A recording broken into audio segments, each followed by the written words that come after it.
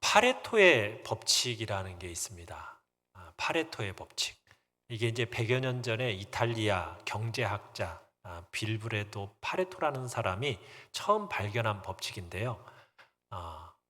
20대 80, 80대 20, 이 법칙입니다. 이 사람이 파레토라는 사람이 19세기 영국의 이 부와 소득의 유형을 연구하던 중에 소수의 국민이 대부분의 소득을 벌어들인다는 사실을 발견하면서 이 법칙을 이제 제안하게 된 겁니다. 그러니까 인구의 20%가 전체의 80%를 차지하고 있다는 거예요. 그리고 이 파레토의 법칙이 경제와 사회에 있어서도 매우 중요한 원리로 통용되고 있는데, 이게 소득 분배만이 아니라 다른 여러 영역에서도 적용이 된다는 거예요. 그래서 전체 상품 중에 20%의 상품이 80%의 매출을 내고 있고, 전체 고객의 20%가 전체 매출액의 80%를 기여한다는 거예요. 그러면서 어느 조직이든지 능동적으로 움직이는 20%가 전체 조직의 80%를 관장한다. 이게 교회에서도 마찬가지라는 거예요. 전체 성도 중에 약 20% 정도만이 능동적으로 여러 활동에 참여한다라고 얘기가 되어져요. 그래서 100여 명이 있으면 그 중에 20명만이 활동적으로 움직이고 80명은 있는 듯 없는 듯이 이렇게 하는 경향이 곳곳에서 또 교회 안에서도 있다라는 거예요. 그런데 이제 오늘 우리가 보게 되는 이 느헤미야 3장을 보잖아요. 그러면은 여기에는 수많은 사람들의 이름이 나옵니다. 그러면서 이 예루살렘 성벽을 재건하는 일에 있어서는 이스라엘 민족 전체가 참여하고 있다라는 사실을 우리가 보게 돼요. 어떻게 보면 이 파레토의 법칙을 뛰어넘어서 하나님의 법칙이 적용되어지고 있다라는 것을 우리가 느끼게 되는 겁니다. 자, 어떻게 이런 일이 가능했을까? 참으로 어떻게 보면 이미 에스라 시대 때 한번 시도했다가 실패한 이 예루살렘 성벽 재건 일의 일이잖아요. 그리고 현실적으로 보면은 모든 게 불가능해 보이는 듯한 그런 여건들이 있는데, 그 수많은 여건들을 뚫어내고 예루살렘 성벽을 재건하는 이 일에 참으로 많은 이스라엘 지도자 20%만이 동참한 게 아니라 전체를 동참시켰던 이 일이 어떻게 가능하게 되었을까? 그 첫 번째 1번 같이 한번 읽어볼까요? 시작. 동기부여를 하라. 자, 느헤미야가 예루살렘 성을 쌓을 수 있었던 첫 번째 비결은 동기부여의 원칙이었어요. 우리가 지난주에도 봤었지만 느헤미야가 예루살렘 성벽을 재건하게 되는 그 이유를 설명하면서 왜 이 일을 해야 되는가, 그 부분을 자기의 문제로 받아들이도록 참여할 수 있는 기회를 열어줍니다. 그게 이제 첫 번째, 이게 보면은 아무리 옳고 좋은 일이라 할지라도요, 이게 이해관계가 얽혀있지 않거나 아니면 자기 생존과 어떤 연관이 없거나 자기 일이라고 그러면은 생각되지가 않아서 쉽사리 이게 참여가 잘 안 되는 게 이게 일이라는 거지 않습니까? 이게 예루살렘 성벽을 쌓는 일도 그런 거예요. 그들의 삶에 직접적으로 관계되는 일도 아니고, 또 이스라엘 민족이 그렇게 귀하게 여기는 성전을 짓는 일도 아니에요. 그저 성벽을 쌓는 일이란 얘기예요. 근데 그 와중에 이게 이제 이 성벽 쌓는 일에 대해서 자기가 무슨 이득이 있는지 손해가 있는지 계산하는 사람도 있었을 거예요. 그런데 사람들마다 성벽 쌓는 일에 대해서 얽힌 그 이해관계 다양했는데, 느헤미야는 모든 사람들이 참여할 수 있도록 동기부여를 했다라는 거예요. 그럼 어떻게 그런 동기부여를 했을까? 우리가 지난주에도 봤었는데요. 자, 먼저 10절 같이 한번 읽어보겠습니다. 10절 시작. 이들은 주께서 일찍이 큰 권능과 강한 손으로 구속하신 주의 종들이요 주의 백성이니이다. 이스라엘 백성들에게 그들의 정체성을 먼저 이야기를 하는 거죠. 너희들은 어떤 존재라는 겁니까? 하나님께서 일찍이 큰 권능과 강한 손으로 구속하신 하나님의 종이요 하나님의 백성이다. 너희는 하나님의 종이고 하나님의 백성이라는 그 정체성, 민족의 정체성을 그들의 마음속에 먼저 불러일으킵니다. 그러면서 우리가 지난주에 봤던 2장 17절을 또 한번 읽어보겠습니다. 시작. 자, 이제 예루살렘 성을 건축하여 다시 수치를 당하지 말자. 자, 이 수치라는 단어가 핵심 단어라고 지난주에 말씀을 드렸어요. 이스라엘 백성들을 향해서 이 수치, 지금 이 성벽이 무너지고 어떻게 보면 하나님의 백성이라고 옛날에 그 출애굽의 하나님, 다윗 왕의 하나님, 솔로몬 왕의 하나님, 그 하나님이 어디 있느냐? 너희들은 하나님의 택한 백성이라고 선민이라고 자랑하고 하는 그 자부심이 어디 있느냐 하면서 어떻게 보면 이방 민족들로부터 지금 비난을 받고 있는 그 수치, 그 수치를 지금 견뎌내고 있는데 그게 얼마나 힘든 일인지 그 수치를 극복해내자라는 쪽으로 지금 동기부여를 한 거예요. 성벽을 쌓는 이 일은 그저 누군가 개인의 일이 아니라는 거예요. 이 일은 민족 정체성과 관련된 문제고, 그리고 하나님의 영광이 걸린 위대한 과업이라는 사실을 일깨우면서 지금 느헤미야는 이 이스라엘 백성들에게 동기부여를 했던 거예요. 그래서 백성들이 이 느헤미야의 말을 듣고서는 자신들은 하나님의 선택받은 자녀이고 그리고 그 신분에 걸맞는 삶을 살아야 된다는 걸 깨닫게 되고, 그래서 이 일은 헌신할 만한 충분한 가치가 있다 판단하니까 이제 모든 이스라엘 백성들이 그 행동을 시작하게 된 거예요. 오늘 3장을 보시면요, 지명, 인명이 굉장히 많이 등장합니다. 이스라엘 민족이 이 일을 바로 하나님의 일이라고 받아들였기 때문에 지금 많은 사람들이 등장하면서 여기에 이름들이 많이 등장을 하는 거예요. 사랑하는 성도 여러분, 그러면 여러분들은 어떻습니까? 여러분들은 하나님께서 당신의 꿈을 여러분에게 맡기셨음을 믿으십니까? 여러분, 하나님의 꿈이 무엇입니까? 하나님이 우리를 창조하시고 우리를 부르신 이유가 무엇입니까? 하나님께서는 이 세상 모든 땅에 하나님의 영광이 가득 차기를 누구보다도 소원하셨습니다. 이 땅에 하나님을 찬양하고 하나님을 높이는 사람들로 가득 채워지는 것이 하나님의 꿈이었어요. 하나님을 아는 지식이 이 땅에 가득해지는 거였습니다. 물이 바다를 덮음같이 여호와의 영광을 인정하는 사람들로 이 세상에 가득 채워지는 것이 바로 하나님의 꿈이었어요. 그리고 예수님께서도 이 땅을 떠나시면서 세상 모든 민족이 하나님 아버지와 예수 그리스도와 성령의 이름으로 세례를 받고 모든 이들이 구원받는 하나님의 자녀가 되는 것이, 그것이 우리 예수님의 꿈이었어요. 여러분은 그 하나님의 꿈이 여러분의 꿈이십니까? 여러분 그 꿈을 꿈꾸고 계십니까? 여러분이 속한 우리 교회가 여러분의 애정이 있으십니까? 정말 이 교회에 대한 미래에 대한 꿈이 있으십니까? 그저 그러한 일은 목사님이나 하는 일이고 당회나 해야 될, 또 중직자들이나 해야 될 그런 일들로 여러분들이 책임을 미루고 있는 건 아닙니까?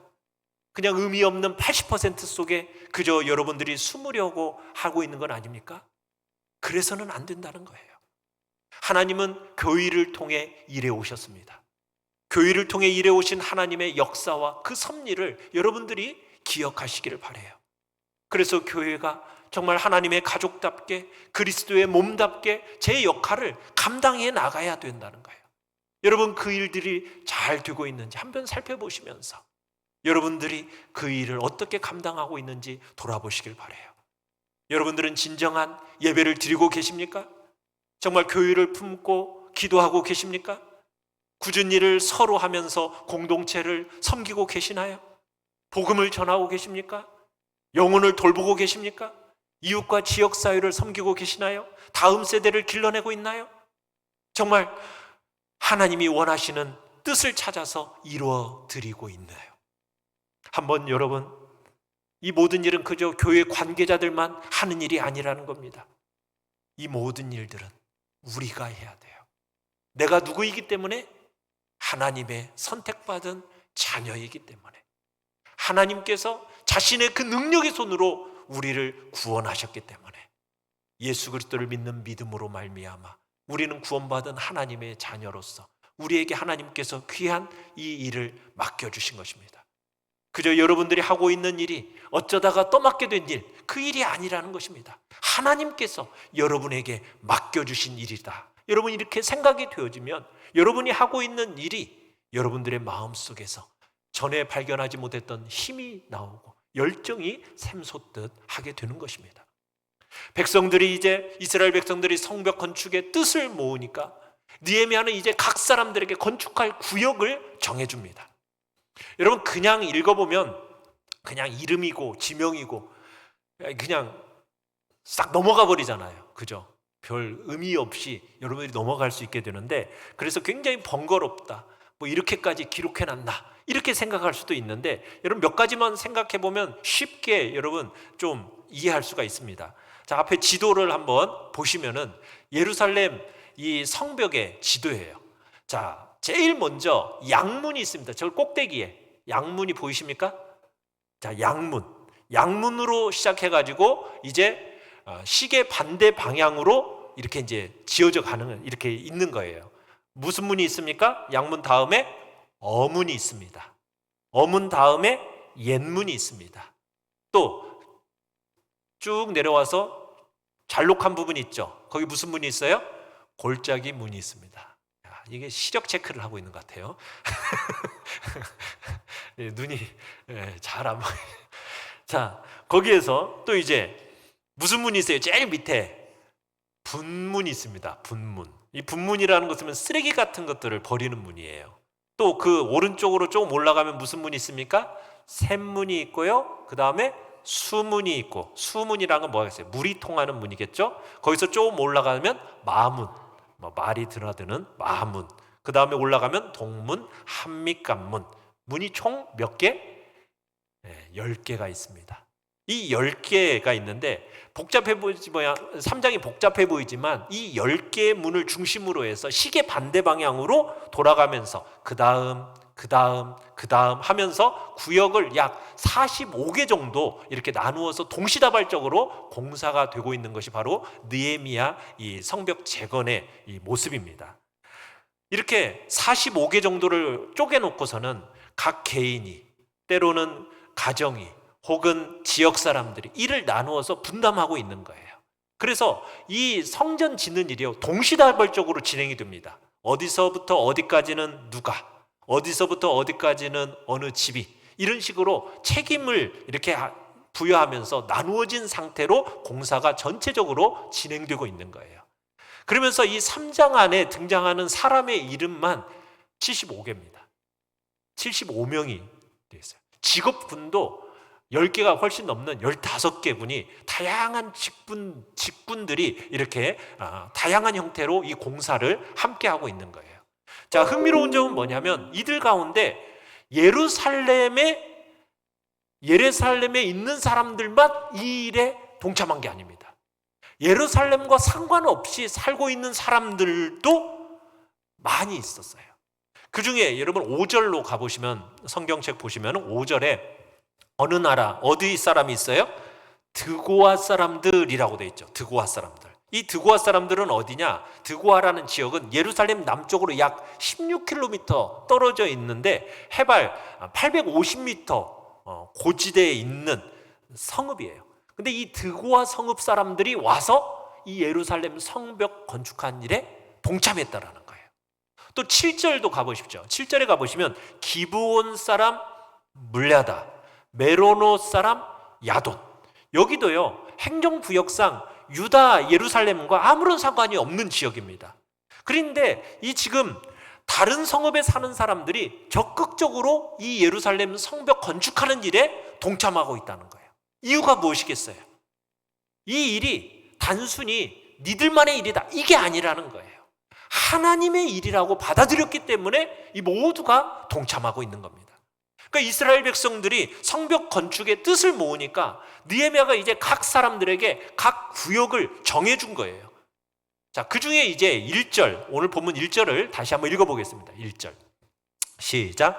그때에 대제사장 엘리야십이 그의 형제 제사장들과 함께 일어나 양문을 건축하여 성별하고 문짝을 달고 또 성벽을 건축하여 함메아 망대에서부터 하나넬 망대까지 성별하였고. 자, 대제사장들과 제사장들에게 할당된 구역이 어디서부터 어디입니까? 양문, 그리고 함메아 망대부터 하나넬 망대까지. 자, 여기서 양문이라고 하죠. 양문은 어떤 문이겠어요? 이름에서 딱 느껴지잖아요. 무슨 문? 양들이 드나다니는 문, 지나다니는 문이에요. 왜 양이 지나다니겠어요? 성전에서 제사를 지내기 위해서 제물을 가지고 양문을 통과해서 들어온다. 그래서 양문이에요. 그러면 이 양문을 가장 많이 사용할 사람이 누구이겠습니까? 그렇죠. 당연히 제사장이죠. 그러니까 제사장들에게 이 양문을 맡긴 거예요. 양문을 건축하면서 어떤 마음으로 양문을 건축했어요? 정말 정성 들이면서 기도를 심지 않았겠어요? 하나님, 예루살렘 성을 다시 세웁니다. 주님, 우리가 짓는 이 양문을 통해서 이 백성들이 드리는 이 흠없고 죄 없는 이 예물, 제물이 끊임없이 들어오게 하시고 이 제물의 피로 말미암아 우리의 죄와 우리 민족의 죄가 용서받고 사해져서 하나님 앞에 나아가기를 원합니다. 이스라엘의 세상 모든 민족들 가운데 하나님의 택하신 백성이고 정말 예루살렘이 하나님이 사랑하시는 성읍이라는 것이 온 천하에 드러날 수 있도록 해주십시오. 여러분, 이런 마음을 가지고 제사장들이 정말 드리지 않았겠어요? 흩어졌던 주님의 백성들이 곳곳에서 제물을 가지고 이 양문을 통해서 예루살렘으로 들어오게 해주십시오. 속히 이런 일이 일어나게 해주십시오. 아마 이 분명히 뜨거운 이런 마음으로 제사장들이 이 성벽을 건축했을 거예요. 각 사람이 성벽을 쌓는 일들이 내일로 여겨질 수 있도록 느헤미야는 각자에게 걸맞는 그런 구역을 정해줬던 거예요. 하나님께서는 여러분을 통해서, 우리 교회를 통해서 하고 싶으신 일이 있으세요. 그러지 않겠습니까? 그런 나에게 하나님의 백성으로서 여러분들이 감당할 특권이 있고 목적이 있는 것입니다. 하나님이 우리 교회를 포기하지 않으셨고 하나님께서 우리 교회를 통해서 참으로 이 지역사회와 한국과 전 세계를 향하여 품고 계시는 뜻과 계획이 있단 말이에요. 그렇다면 그 계획과 꿈을 우리 마음속에 품고 동참하며 나아가는 것이 우리가 해야 할 부분이 아니냐. 우리가 주님 앞에서 돌이켜 봐야 된다는 거예요. 이제 가망이 없어. 낙심하고 절망할 게 아니라는 거죠. 하나님께서 우리에게 주신 꿈과 비전을 마음속에 품고 주님의 일을 감당하는 자리에 나가야 돼요. 그러기 위해서는 하나님의 시각으로 나 자신을 잘 다독여야 됩니다. 동기부여해야 돼요. 우리 교회와 우리 공동체를 살리는 이 일에 우리 모두가 즐거이 참여할 수 있도록 우리 모두가 함께 동기부여하면서 우리가 이 일에 주의 일을 감당하는 데 힘써 나아가야 하는 것입니다. 두 번째입니다. 2번 같이 한번 읽어보죠. 시작. 연합하라. 연합하라. 자, 느헤미야가 불가능했던 이 현실을 극복하고 예루살렘 성을 건축할 수 있었던 두 번째 비결은 무엇이냐면 연합입니다. 연합. 성벽 재건에 참여했던 사람들을 지금 일일이 나열을 하고 있어요. 그러니까 느헤미야 3장에 이름이 기록된 사람이 몇 명이라고요?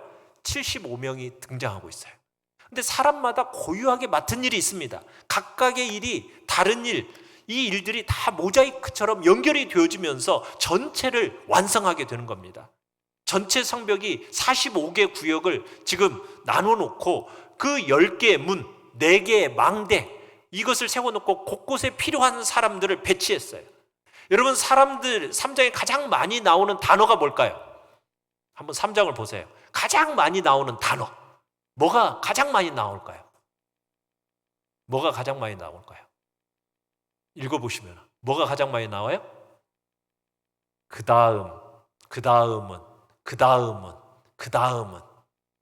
다음은이라는 단어가 가장 많이 반복해서 나오고 있어요. 이게 이제 원어로는 외알이라고 해요. 외알. 이게 계획, 분담, 책임 이런 의미가 들어있어요. 계획과 분담과 책임이라는 의미가 그 다음은이라는 외알이라는 단어 속에 들어있거든요. 그러니까 사람들이 각각 구역을 정해놓고 그 일을 분담하고 그 일을 맡은 분량에 대해서 책임을 지도록 한 거라는 거예요. 그래서 양문에서부터 시작해가지고 성벽을 한 바퀴 쫙 다 돌아서 다시 양문으로 돌아오기까지 여러분 한 구역도 빠지지 않고 성벽이 완성된 것을 보면 이 75명이 넘는 사람들이 각자 맡은 부분에 있어서 정말 성실하게 충실하게 수행하고 한 사람도 소외되거나 한 사람도 낙오되지 않고 그 일을 감당했음을 우리가 알 수 있는 것이에요. 그러니까 혼자 힘으로 이 일을 할 수 없는 거예요. 공동체 구성원들이 어떻게 연합해야만이 그 일을 이뤄내는 거예요. 그러니까 하나님의 일은 혼자 할 수 있는 일이 아니에요. 여러분 성벽 재건에 있어서 여기에 직군들이 직업에 또 다양한 직업들이 있다라고 말씀드렸죠. 기록된 것만 15가지라고 말씀드렸어요.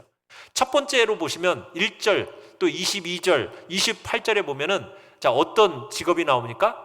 대제사장과 제사장들이 나와요. 그들이 성전을 지키고 예배드리는 것이 우선적인 일이라고 할 수가 있잖아요. 그런데 이 사람들이 어떤 일에 동참하고 있어요? 성벽 쌓는 일에 동참하고 있다는 거예요.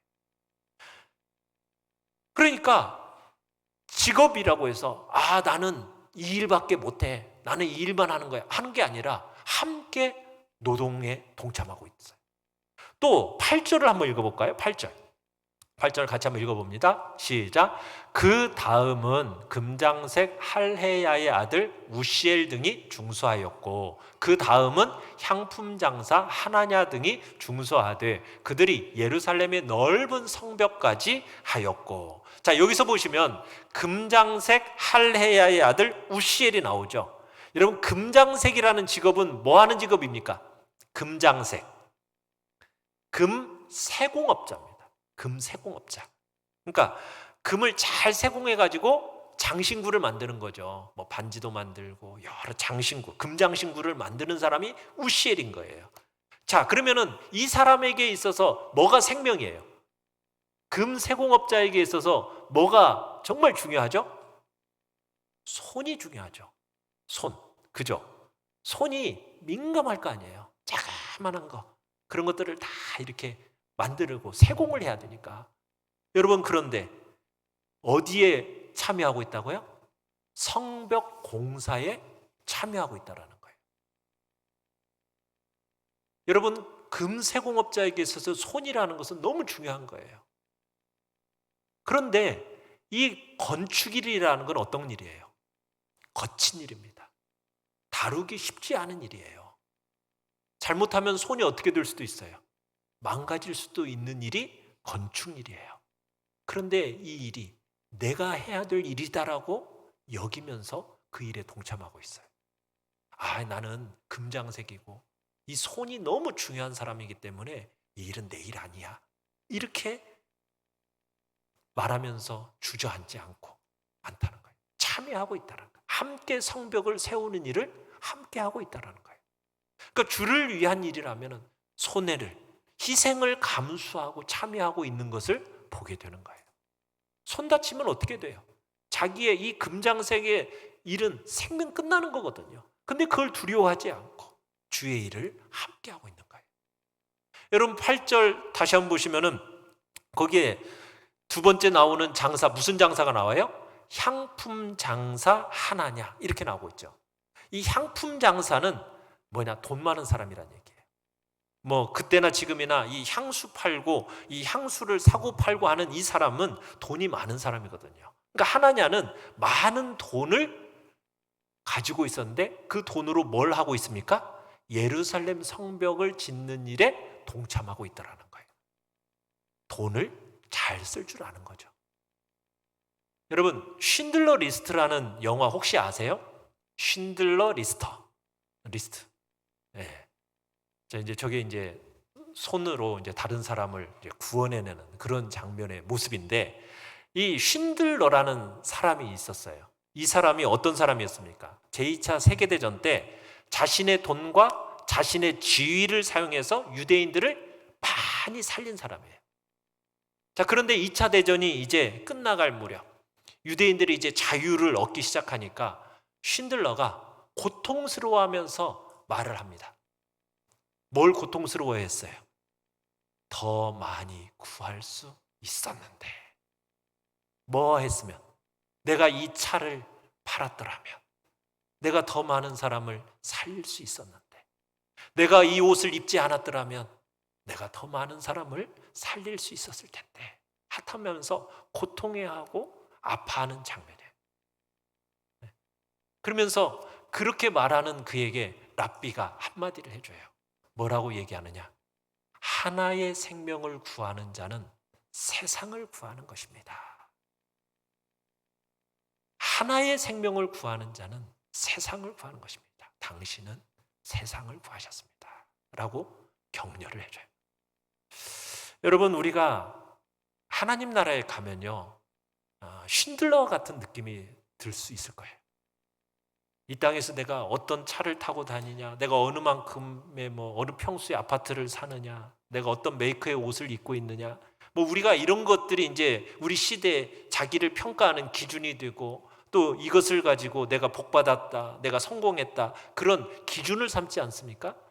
자, 그런데 하나님 나라에 가면요, 하나님이 주신 것을 가지고 왜 나만을 위해서 썼을까 하는 고통스러워하는 순간이 올 거라는 거예요. 그러니까 돈 잘 버는 건 못지않게 중요한 게 뭐냐? 잘 쓰는 거라는 거죠. 하나님께서 정말 우리같이 자격 없고 무익한 자들을 청지기로 여겨주시고 너무나 귀한 선물들을 우리에게 맡겨주셨어요. 여러분, 우리가 사는 이 시대의 정신은 그냥 내가 뭘 소유했느냐, 내가 뭘 타고 다니느냐, 내가 어떤 집에 사느냐, 이걸 소유만을 가지고 그렇게 평가하려고 하는데, 소유를 맡기신 하나님의 마음을 우리가 헤아리고 그 귀한 것들을 맡겨주신 그 하나님을 어떻게 잘 섬겨서 하나님의 집을 세울까 하는 이 청지기의 마음을 우리가 가져야 된다는 거죠. 하나님께서 우리에게 주신 부를 가지고 지금 이 하나냐 같은 경우는 성벽 쌓는 일에 동참하고 있으면서 내가 어떻게 하면 하나님의 성벽을 든든하게 세울 수 있을까? 이렇게 고민을 하는 거예요.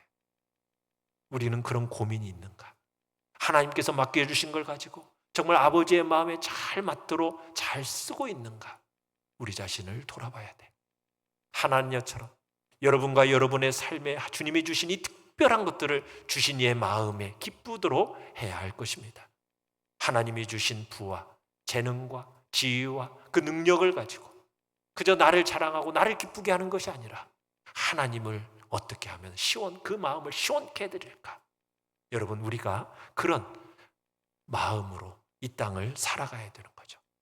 주님 앞에서 하나냐처럼 하나님이 주신 것을 가지고 하나님의 마음이 있는 곳에 적절하게 사용하는 복된 자리에 우리 모두가 있기를 간절히 바랍니다. 12절을 또 읽어봅니다. 12절 읽어봅니다. 시작. 그 다음은 예루살렘 지방 절반을 다스리는 할로헤스의 아들 살룸과 그의 딸들이 중수하였고, 자, 여기서 그의 딸들이 중수하였고 라는 이 딸들이 나와요. 이 당시는요, 여성의 지위가 너무 보잘것이 없었고 거의 언급되지도 않은 시대입니다. 그런데 살룸의 딸들이 중수하였다 기록해놓고 있어요. 그들의 이름은 등장하지 않지만 살룸의 딸들, 이렇게 성경은 기록해놓고 있어요. 여러분, 여성들의 신분이 낮아져서 주목도 못하던 인물임에도 불구하고 기록해서 지금 기억하게 한다는 거예요. 이 당시에 여성의 성벽을 쌓는 일에 대부분 동원되지 않았습니다. 왜냐하면 이 수고로운 일이고 힘겨운 일이었기 때문에 여성들은 제외가 되어졌어요. 그리고 여성들은 여기에 참여하려고도 생각도 안 했던 시대예요. 그런데 지금 살룸의 딸들은 자원해서 하나님의 집을 짓는 일에 수고를 아끼지 않고 참여했다라는 거예요. 그래서 성경은 놀랍게도 살룸의 딸들이 했다 이렇게 기록을 해놓고 있는 거죠. 아무도 요구하지 않았어요. 그런데도 불구하고 하나님의 집을 위하는 일인 줄 알고 하나님이 귀하게 여기는 줄 알고 참여하면서 수고를 아끼지 않은 그 여인을 하나님이 기록해놓고 계신 것이에요. 아마 우리가 하나님 나라에 가면요, 이런 일들이 참 많이 일어날 거예요. 사람들은 기억하지도 않았고 나조차도 잊어버리고 있었던 일인데, 그런데 하나님께서 누가 뭐 했다 딱 이렇게 기록해 놓는 그런 영광을 아마 경험하게 될 것입니다. 여러분, 우리가 많은 사람들이 선을 행하다가 낙심하는 경우가 있잖아요. 왜 낙심합니까? 내가 혼자 이런 일을 해봤자 무슨 소용이 있겠나? 이게 뭐 세상 바꾸는 일도 아니고, 내가 이렇게 해본들 알아주는 사람도 없고, 그렇기 때문에 선을 행하다가 낙심하는 경우가 참 많아요. 그런데 하나님은요, 다 보고 계십니다. 그리고 기억하고 계실 뿐만 아니라 기록해 놓고 계시는 거예요. 아무도 주목하지 않았던 그 여성들에게 그 귀한 헌신, 그들이 믿음으로 행한 일을 조금도 빠뜨리지 않고 기억해 놓고 계시는 거예요.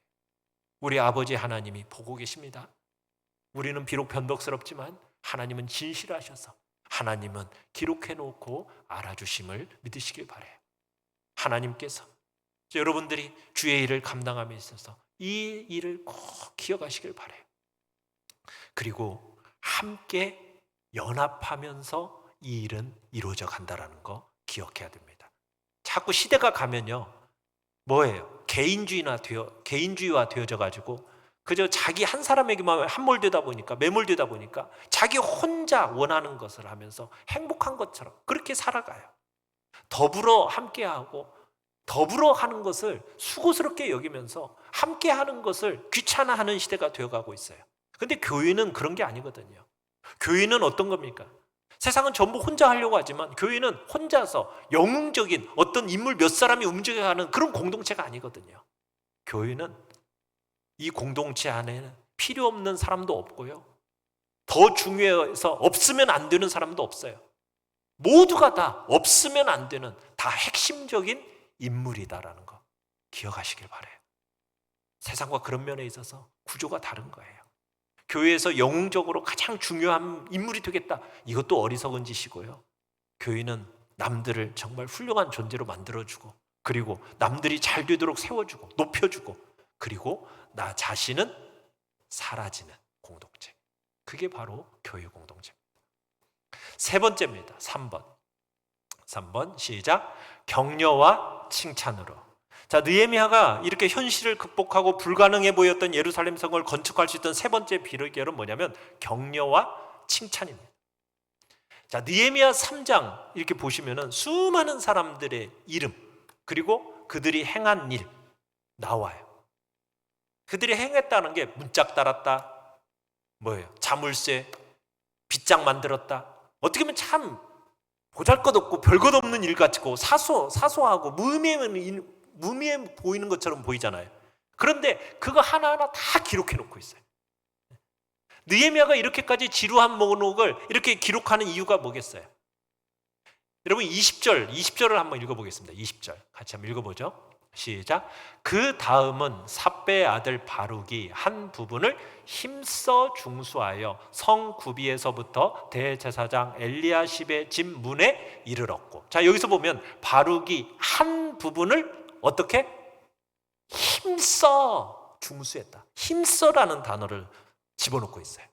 바룩이 힘써 일한 것을 뭐예요? 기록해놓고 칭찬하고 있어요. 힘써서. 이게 이제 수고한 사람을 격려하는 거죠. 그러니까 예루살렘 성벽을 다시 쌓는 이 귀한 일에 기쁜 마음으로 동참하고 수고한 사람들의 이름을 하나하나 불러가면서 그 한 일들을 칭찬하고 격려하고 있는 거예요. 야, 그 일을 하는 데 있어 한 부분을 진짜 힘써야 하더라 하면서 칭찬하고 격려하고 있는 거죠. 이 정말 느헤미야가 이 부분을 쓰면서 얼마나 행복해했을까요? 그죠? 누가 뭘 했다 얼마나 행복해하면서 그걸 기록했겠어요. 칭찬하고 격려하는 분위기가 바로 3장 전체의 분위기였던 거예요. 여러분, 홀랜드 오퍼스라는 영화를 혹시 아시는 분 있나요? 이 영화가 어떤 영화냐면 이 평범한 고등학교 음악 교사 글렌 홀랜드의 삶을 이렇게 그린 영화인데요. 글렌 홀랜드라는 사람이 이제 자기는 좀 위대한 교향곡을 작곡해가지고 브로드웨이에 좀 진출하는 거예요. 그게 꿈이었어요. 그런데 이게 가난했어요. 이 사람이 가난하다 보니까 교사 생활을 어쩔 수 없이 하게 된 거예요. 그래서 자기 스스로는 그래, 이 위기만 내가 넘기면은 그리고 나서 여유만 생기면 내가 언제든 이 교사직 그만두고 작곡에 전념해야지 이렇게 생각을 하고서는 이제 교사 생활을 했는데 어쩌다 보니 30년을 했어요. 30년. 그러다가 어느 날 이 학교에서 재정적으로 어려워지니까 긴축 재정을 한다라는 명목하에서 음악 교육 과정을 폐지하게 됐어요. 그러자 이제 홀랜드 선생님이 더 이상 이제 학교에 남아 있을 수가 없게 된 거예요. 학교를 떠나게 된 거예요. 이제 떠날 채비를 하면서 지난 세월을 딱 돌아보니까 이게 자기의 꿈은 어떻게 됐어요? 다 깨져버렸죠. 그러다 보니까 내가 살아온 게 뭘까? 헛된 삶을 살았나? 이렇게 이제 돌아보게 된 거예요. 그러니까 이제 마음속에 회한이 막 몰려온 거죠. 훌륭한 내가 교향곡을 작곡해서 내가 브로드웨이에서 내가 유명해져야겠다. 이런 꿈도 이루지 못했고 또 좀 내가 그 꿈을 그러면 이제 자기가 못 이루면 누구한테 기대를 걸어요? 자기 자식한테 좀 기대를 걸면서 기대를 걸었는데 이 아들은 또 청각장애가 있어. 그러니 자신에게 남아있는 거라고는 뭐예요?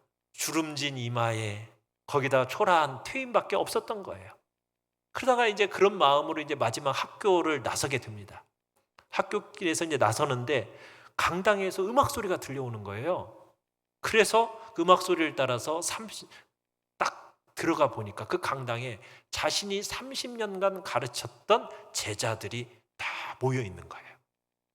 그래서 홀랜드가 감격에 젖어 있는데 갑자기 무대 휘장이 쫙 열리면서 제자들로 구성된 오케스트라가 딱 자리를 잡고 있는 겁니다. 그러면서 이제 지휘봉을 홀랜드 선생님에게 넘겨주니까 홀랜드 선생님이 이제 연주를 딱 인도하게 돼요. 그런데 맨 앞자리에 정말 학생 시절 클라리넷을 연주했는데 정말 그 당시 못해가지고 선생님한테 그러나 격려와 칭찬으로 이렇게 좌절하고 있던 친구를 이렇게 올려줬던 그 애가 클라리넷을 불고 있는 거예요. 근데 그 아이가 현직 주지사가 돼 있었던 거죠. 이제 연주가 끝나고 나서 이 현직 주지사인 제자가 감사의 인사를 이제 하게 됩니다. 그러면서 이렇게 얘기를 해요. 홀랜드 선생님은 제 인생뿐만 아니라 여러 사람의 인생에게도 깊은 영향을 끼쳤습니다. 그러나 선생님 스스로는 인생을 헛되이 보냈다라고 생각할지 모르겠습니다. 선생님은 언제나 부와 명예를 안겨줄 그 교향곡 작곡에 열중하셨으니까요. 하지만 선생님은 부도 명예도 얻지 못하셨습니다. 그저 이 작은 마을에서 유명해졌을 뿐이죠. 따라서 실패했다라고 생각하실 수도 있지만은 그건 잘못된 판단입니다. 홀랜드 선생님은 부와 명예를 초월한 성공을 하셨기 때문입니다. 주위를 한번 둘러보세요. 이 강당 안에 선생님의 손길이 닿지 않은 인생이 하나도 없습니다. 선생님 덕분에 우리 모두는 훌륭하게 성장했습니다. 우리가 선생님의 교향곡입니다. 여기 있는 제자들 한 사람 한 사람이 모두 아름다운 인생의 음을 연주할 수 있는 음표이자 음악입니다. 바로 우리 모두가 선생님의 인생이 빚어낸 작품입니다. 라고 이 친구가 얘기를 한 거예요.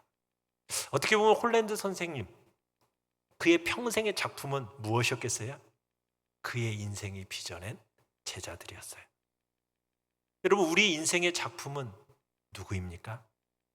우리의 격려와 우리의 사랑과 우리의 인내로 인해서 하나님 앞에 더 나은 인생을 살아가게 된 우리의 삶의 흔적이 묻어있는 그런 사람이 있나요? 우리가 우리의 삶을 보여줄 그런 우리의 음표와 음악이라 할 모습이 있는지 한번 돌아보는 겁니다. 정말 우리는 위대한 하나님의 작품 가운데 정말 하나님의 음을 정말 내는 음표와 멜로디의 삶을 살고 있는지 한번 돌아보시길 바라요.